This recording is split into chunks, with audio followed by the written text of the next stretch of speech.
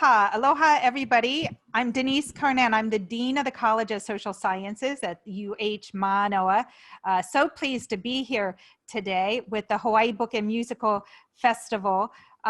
This is a new platform for the Hawaii Book and Music Festival, Hawaii 2.0, and today's session is going to be on the economy.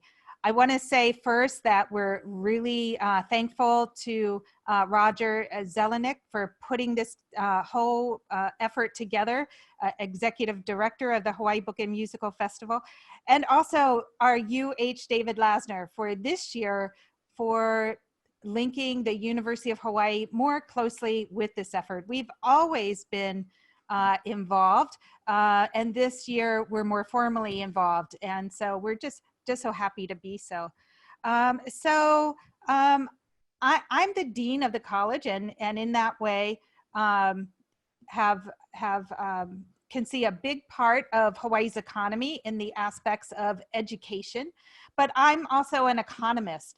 And so it was really an honor to be asked to host this session. We will start off with a opening panelist discussion from Professor Emeritus Sumner LaCroix. I think it's useful to start off with a slide that reviews the COVID epidemic in Hawaii, just because the epidemic and the economy are so closely tied together.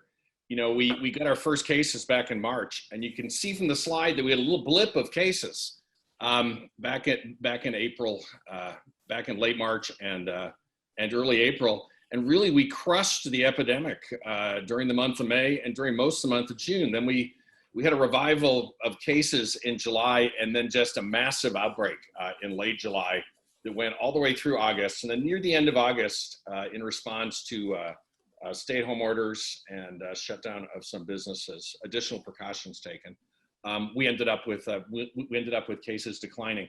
But they've plateaued at a relatively high level at about 100 cases. At about 100 cases per day. That's certainly concerning to everybody looking at this, because that's not the level that we need to operate an economy safely. You know, why have Hawaii cases stabilized in early October at this high level of 100 cases per day? One reason is that there's just not enough masking by Hawaii residents in the presence of peers, friends, and family. We really need to remember that the current epidemic has been driven by transmission by residents, by community transmission. We haven't had tourists. The travelers coming back have been a few residents coming back. We've had a few tourists in our community, but most of our spread has come about because of community transmission, and we're not taking enough precautions. There's a certain complacency that I see where people think they're taking enough precautions, but they're not.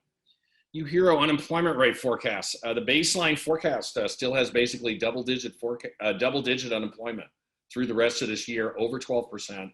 And for next year at 10%.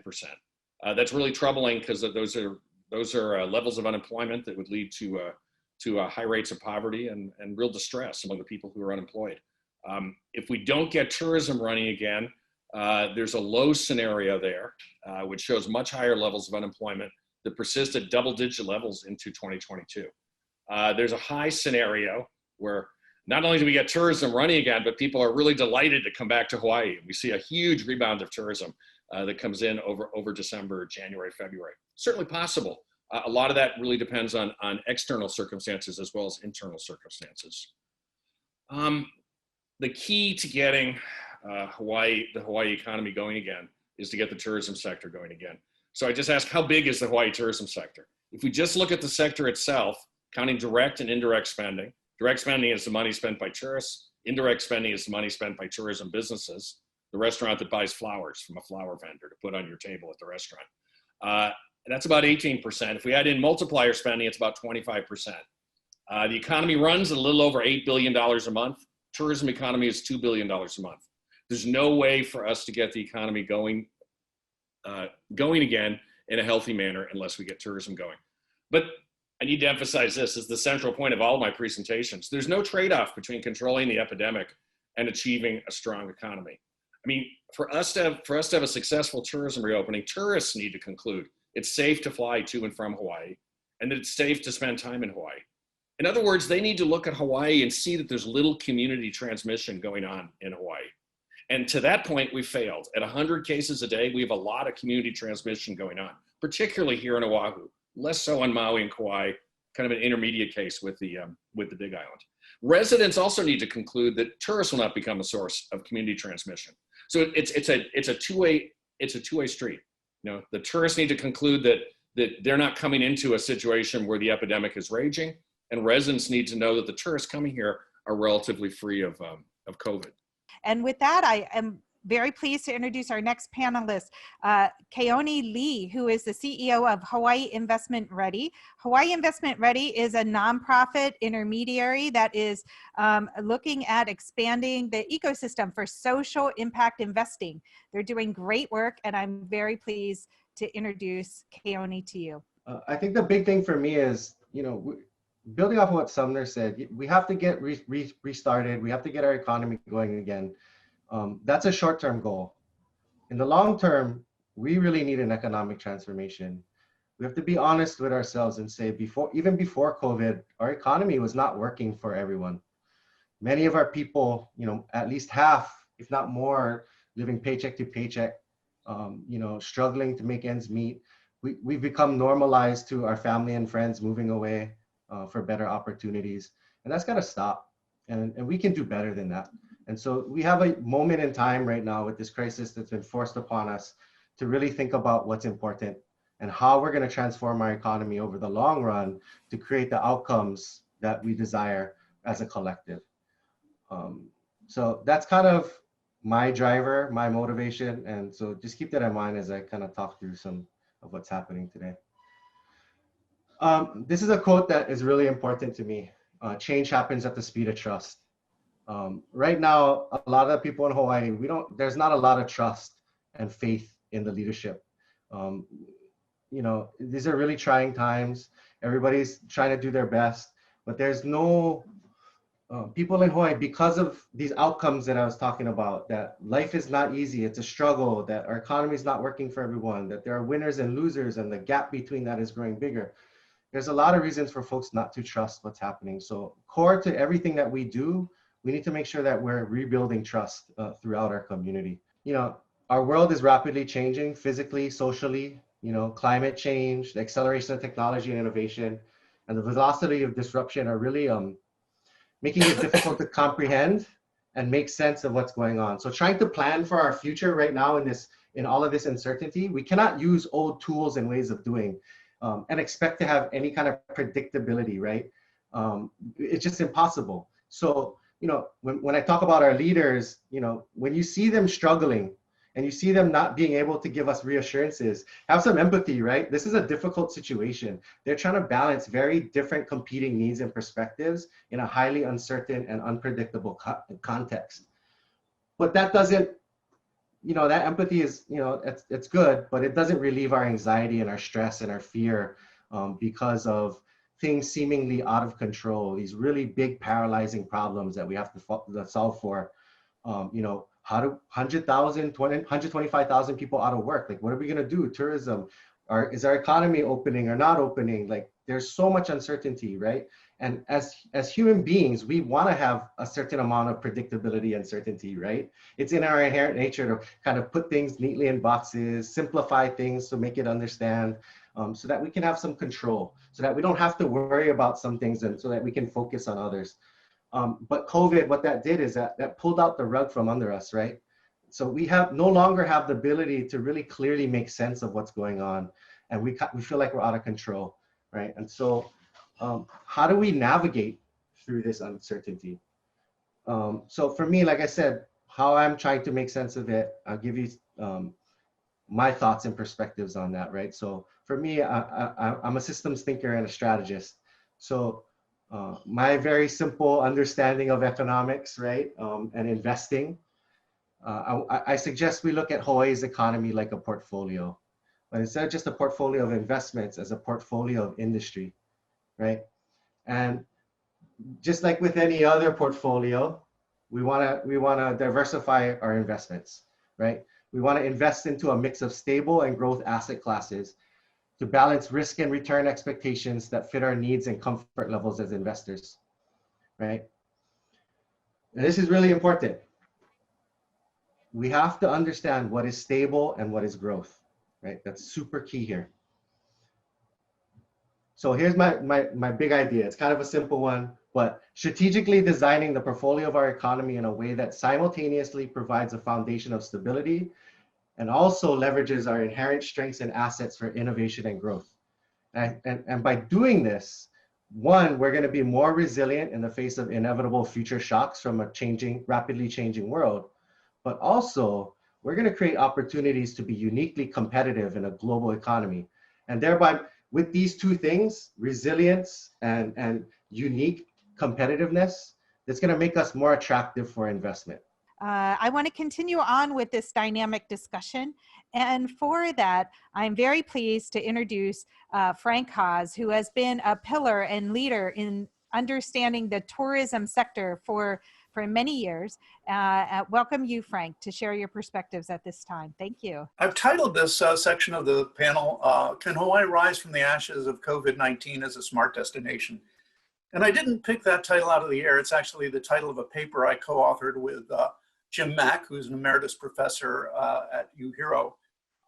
And we talk about how to use this time as an opportunity to rethink and re-engineer and reorganize tourism. It's a big topic, so I can't cover everything in the short period of time we have today. So if you're interested, you can check out the paper on the UHERO website. So in 2019, despite 8 years of record arrivals, if you take a good look and you do the analysis that Jim and I and others have done, we found that there's trouble in paradise.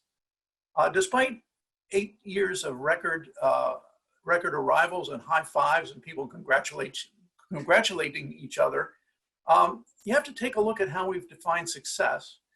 And real economic contribution of tourism was stagnant or declining over those years. And we had 10 million visitors who put a strain on the sites and neighborhoods in Hawaii. And we had residents who are increasingly frustrated with Hawaii. So by those measures, tourism really wasn't a success, and we need to rethink how to change that formula and how to re-engineer it so that it can be more successful. This chart addresses the economic impacts of tourism and the fact that it has underperformed. The red line shows inflation adjusted using 2019 numbers, visitor spending. You can see going back to 1988-89, visitor spending was about $18 billion a year in inflation adjusted terms. And look ahead, fast forward to 2019, and it's about the same, about $17.7 billion. However, over that same period of time, the number of visitors has grown from 6.1 million visitors to 10.3 million visitors. So we're getting approximately 4 million more visitors a year for approximately the same amount of visitor spending. That is not a formula for success, and it shouldn't be a measure for success. When we talk about the impacts of tourism, those additional 4 million visitors over that period of time, we can see what happens when we have too many visitors on in our neighborhoods, communities, and sites. The picture on the left is Diamond Head Trail. All those visitors, if you've ever done Diamond Head Trail, it's a mob scene. It causes wear and tear on the site, but it also affects the visitor experience. Going up there with thousands of visitors is not a great experience, so we really need to manage that site. The picture on the right is Laniakea Beach. Here's an example of what has happened over the last few years with social media. Our visitors with their smartphones find that they can go to Laniakea Beach to see the turtles. And so they go en masse on a 2-lane highway to Laniakea and cause massive traffic jams, which really upset the community because they have to use that same road to get to town and to go shopping. So there's a lot of frustration and there are a lot of safety issues. In fact, recently, a 10-year-old boy who was part of a visitor family was hit on the highway there. Another couple of examples, the picture on the left is Monteville Falls. The trailhead for Monteville is in a residential neighborhood, so there's no facilities, there's no parking. People park all over the place, and when they come back from the falls, there's mud all over the place. The picture on the right is the Hana Highway. If you live in Hana, you need to use that highway, and it's just congested with visitors who are stopping and trying to find parking to go to the waterfalls and the sites right off the highway. So those are real community issues. Those are real cases of over-tourism that have not been managed. So the question often comes up, how many visitors is too many visitors? How many tourists are too many? And 10 million visitors a year is certainly a concern. But the bigger issue is how to manage the visitors, because it really comes down to what the capacity is of particular sites. Just as an example, 5,000 visitors at the convention center is manageable, but 500 visitors on Laniakea Beach is too many visitors. And in fact, one visitor can be too many if you're talking about private property or sacred sites. I was asked this very question on a panel once, how many visitors is too many visitors? And I said one, because I had an example of a visitor who had been in a recreational vehicle that decided to park right across the street from my house in a residential neighborhood.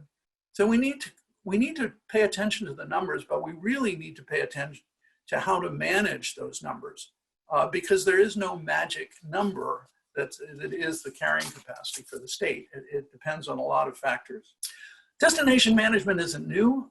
We've just been lousy at it. We've only taken baby steps, and we've only done destination management when it's been a crisis. Hanauma Bay is an example. It was a horror show with people feeding frozen peas to the fish and too many people trampling on the coral. We installed controlled circuit TV when crime became a problem in Waikiki. We have access fees now, but they're really pretty low and they're not universal. We have one example now, a comprehensive management plan at Hyena, but we really need to take a look at how to create an overall plan that manages tourism. One emerging way to do that is something called smart tourism. And it's the convergence of technology on the part of the destination using big data, robotics, data analytics, artificial intelligence, biometrics, and converging with visitor technology, where the visitor uses their smartphone, social media, GPS, and other technologies to experience the destination in a responsible way and in a way that maximizes their economic impact. So those two things are together are smart tourism. We're starting to see that emerge in other places. Schools like University of Hawai and the School of Travel Industry Management ought to be taking a look at this in terms of teaching this method of managing tourism. Some examples. We can use big data and data analytics to zero in on the kind of visitors that we want. It's not about mass marketing anymore. If we're not going to have 10 million visitors, and we're not, we need to focus on attracting the right kind of visitors. Big data knows who those visitors are. Who are the big spenders? Who are the people that are heritage tourists? Who are the people that stay at resorts? Who are the people that are foodies and appreciate our cuisine? Who are the people that have the kind of behaviors that we would like to see here? And we have, using data analytics, you can get that data right down to the individual visitor and target it that way. We can use technology to manage congested sites, but we need to start with an assessment. Where are the sites that are problematic? And then we need to step up and start charging meaningful access fees to restrict them, and perhaps have access fees that are variable depending on demand. We need to restrict sites, and we need to put some sites off limits that are culturally sensitive. We need to restrict sites like Monteville, which really aren't set up for visitation. We need to have technology better teach our visitors about the place and our culture, but also safety. There's an example of using near-field communications to use digital signs so that the sign can change its language depending on who's nearby to give the proper safety message. Thank you. Thank you, Frank. Thank you for such a creative approach to the question of managing tourism. Very, very timely. Next, I'd like to have Patrick Sullivan wrap us up today. Patrick is, of course, the CEO of Oceanit, and can share with us a perspective from yet another sector of our economy, the high-tech sector and other things. So Patrick, I turn it to you. Well, thanks to this group. It's really great. And Frank, that was interesting. And the interesting thing too with the application of AI, just to kind of chime in on that a little bit, is it is affordable, accessible. It's not a technology limitation. It's a question of desire and leadership. We're installing AI in the local libraries to track how many people come in the room, but we're doing this in New Jersey. We just did a thing on the highway on the west side, got a bunch of high school kids involved. We're trying to create a curriculum for kids to learn AI from early on, because it's the technology that, among other things, that's going to transform the workforce. And I'd rather see them own it than be a victim of it. And so there's so much that can be done. So anyway, thank you for that. And it's really an honor to be here to talk about the economy. This is probably one of my hobbies, I guess. So it's not my day job, but it's something I think about a lot. And I think this came up, but this question, was the pre-pandemic economy really that good? There are a lot of issues. And you've heard about this already. So, Sumner has 800 years. I'm just trying to graphically map out the fact that things change. And the reality is change is part of what happens, and we need to work with it versus, in my opinion, just fixing on one thing and wishing it's not going to change is not realistic. But the context of this then is I'd like to talk about what I've been doing for the last 30-some years. So I started Oceanit about 35 years ago. So we're a mine-to-market company. We're a Hawai'i company. And that's important because the things I'm going to show you are things that we've learned that I think can add some insight to what we can do here to build on the economy. So Oceanit employs a few hundred people today. We work all over the world. We have about 100 PhD level scientists and engineers. We do energy, aerospace, life sciences, engineering, and we've got a variety of ways to take things to market. We've done a bunch of private equity finance deals. In the last few years, we've done a lot of corporate co-development deals, and those actually move a lot faster. And so we've learned a lot of things from the ground up in building an industry. And a lot of the things that we're doing now outside, well, essentially most of the work is outside Hawaii. All of the innovation is inside Hawaii. And that's an important thing because the way we see it, it's from Hawaii to the world. The market is the world. Hawaii is just a great place to innovate and a wonderful place to live. I put this slide up because I thought, you know, I've been doing this for a while, and I started in '85, and we were just at about the bottom of a recession. And then with the Japan bubble, I remember the conversation as I was pivoting to aerospace, because I started Oceanit with $100, so it's raised no capital. But and the pivot to aerospace was controversial because I said, this is unsustainable. And people said, you're wasting your time. Then, of course, the bubble. And we've continued to evolve as an organization, but things go up and down, and we'll continue to do so. And I think this question that Keoni brought up about a portfolio is really a good idea. The question is, how do you do it the right way?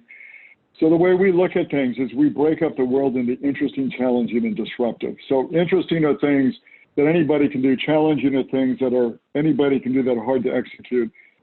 But disruption is kind of the magic where we push the edge of science, things that might not otherwise be possible. Those generally are high risk. Those are the things people love us for. And so we look for disruption in thinking about it, things with high pain and low certainty. So not things that are easily solved. And an example I've used, but you know, if an asteroid's going to take out the planet, well, at least send Bruce Willis, because if you don't have any other ideas, you're going to do something. And we've done this multiple times. There's a process around what we do, which we call intellectual anarchy. And I'm not going to go through it, but it turns out it maps over and over and over and over. So it is quite a repeatable process. And that's the thing I find most interesting. But it always starts with an important and interesting question. asking a question is not so easy, but it actually turns out that's one of the key things we've learned how to do. And this kind of maps out how we bring things to market as a mind-to-market company. So the blue side is deep science. So it's about curiosity, discovery, exploration. It's kind of like a university or national lab. The green side is human-centered product delivery, human-centric. So unless you can deliver it, unless you can scale it, unless you can make it work for users, it doesn't work. We connect those cultures through the rock and roll zone because it never maps the way you think it should. The scientist or engineer who thinks he knows what the market needs has no idea until he really spends time in the market. So it turns out for any kind of technology, 3 flavors of risk. So there's technology risk, execution risk, and market risk. And market risk is about half of the risk. So flip a coin with an idea because that's what you've got to bring it to market. And we use design thinking. We started this about a decade ago working with Stanford because they produced a very interesting idea on how to take something that's really disruptive and understand how to bring it to market. So we use it as a common language between these cultures, and we manage it in one organization. University of Hawaii is proud to be a part of all of these efforts. And with that, I think I'm at 1 o'clock, and that's the end of our session. Mahalo. Thank you all for watching.